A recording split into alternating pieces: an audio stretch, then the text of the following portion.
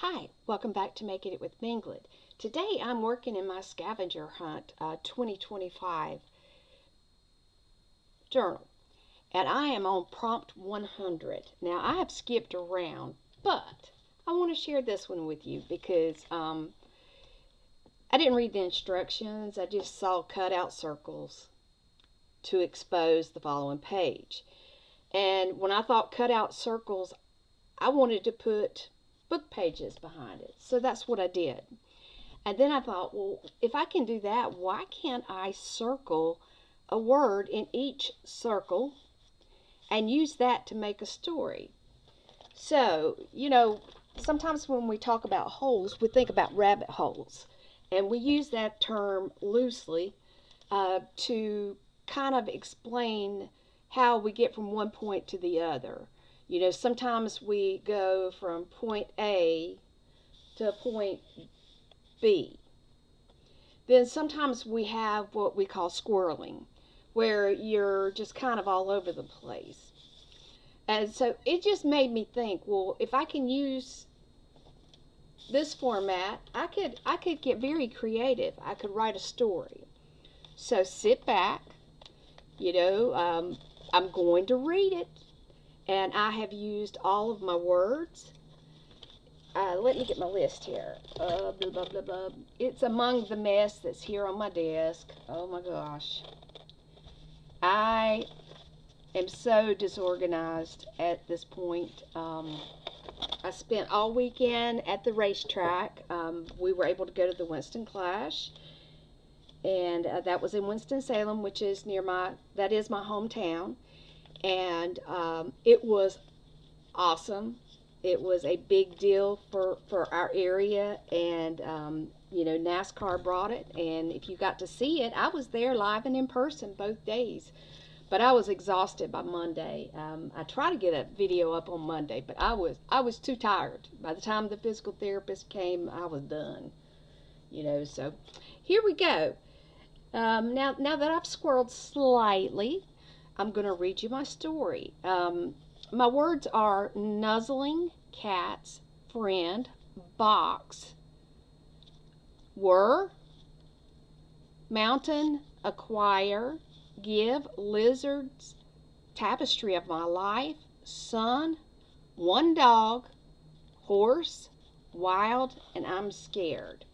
So I have made up a story. Here it goes. It is always fun to take a short drive to the mountains. Today we were heading west as the sun was coming up. It's only a 40-minute drive to enjoy a beautiful view of the Appalachian Mountains. We were hungry when we got there, so we stopped at the Sunshine House for a few stacks of fluffy pancakes and crispy bacon. The food was acquired and consumed. Next, we decided how we were going to spend our day. We love walking and hiking, and the lovely nature trails that cut through the wooded forest. We often give pause to Mother Nature for all the beauty we can see. We find a trail, and we walk for a while, and then we stop to rest on a mossy rock. Slithering nearby was a lizard. There is no shortage of wildlife. Strangely, I am very in tune with nature. I believe it's in the tapestry of my life story. After breathing in the air and feeling refreshed and taking in the smells and the sights, we continued our hike up the mountain. It wasn't long before we got close to a trash can and a recycle station. So we went to toss our empty water bottles. Much to our surprise, there was a cat in a box, a little kitten. It was cute as a button. It had bright yellow eyes and pale gray fur. It was all alone in the big forest. I could not walk away. I am scared to leave that sweet little kitten. Surely it would be eaten by a black bear. I scooped the kitty up and put it inside my jacket. Before long, it was nuzzling up against me. Oh, this could be bad. We don't need a pet. I fully intend to take the small kitten to the Humane Society to be adopted. Unfortunately, this little thing was pulling at my heartstrings. We continued to walk with the kitten. It got all cozy and went to sleep while purring softly. We passed by one dog and I chuckled because it had no clue I had a precious little life holding close to my chest. We reached the peak of the mountain. We looked across the skyline and took in the fresh, clean air. It was a very clear day, and it was fun to see all the tiny communities down below. There were farms with horses, cows, and chickens. I imagine that the mountain people enjoy a more peaceful life. If I moved from my current home, I would love to call the mountains my home. In my dreams, I live in a small cottage. It is how I would pursue a quiet life. I would surround myself with nature. I would have a fence around my cottage so I could garden without feeding all the critters. I would have flowers for every season. If I could find a claw-footed tub, I would have long hot soaks. It would remind me of my days as a child at my grandmother's. A wood stove for additional heat source, possibly even a wood-burning oven or a wood-burning stove for a dual purpose. My kitchen would have an old porcelain sink with the built-in drain boards. They used to sell them with metal cabinet bases. Vintage but wonderful and very durable. I would have a good size pantry to store up for the winter months. It would be so boho, a comfortable place to rest and play. Now that I've been daydreaming, the kitten is waking up. I put it down so it can stretch its little legs. It finds a stick and starts swatting at it. My husband said, "It is a pretty kitten. We are trying to enjoy travel, freedom, and a pet does not fit in with that."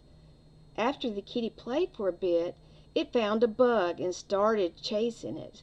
My husband picked the kitty up and looked at me and said, "It was close to the edge." And I said it was time to go, so we started down the mountain trail. He carried the little kitten in his big hands. It was so cute. When we arrived at the truck, Bill popped the back seat up and removed a towel. He gave it to me for the kitten. We headed home. On the way, I looked up the hours for the Humane Society as we got closer to home. Bill said, "Oh, make an appointment with the vet to get this kitty up to date on its shots and stuff." I was delighted. We were keeping the little kitty. I asked, "What should we name him?" He said, "I think we should call him Boone after our favorite mountain town." So if you find that you do not have anything that's inspiring you, take book pages, pick out a word, use this idea, make a story. There can be holes in your story too. So I want to encourage you to be creative, to use what you have, to enjoy, not only creating art, but writing. It brings me lots of joy, and I haven't done it in a very long time. So this was an exciting way to do it. I want to thank Janet M. Young. If you're not familiar with her, she has a YouTube channel, and she is the person that comes up with this list every year. So I will have a link to her in the description. And I want to thank you, if you have already subscribed to my channel, I want to thank you for your loyalty and for watching. And if you're not subscribed, if you'd consider hitting that subscribe and get the notifications so that when I post a new video, you'll be able to see it. And when I finish this, I will give you a flip through. But this is just a quick little clip. And I just wanted to share it with you because I was pretty excited at how it turned out. So thanks again, and as always, my friends, please be well. Bye-bye.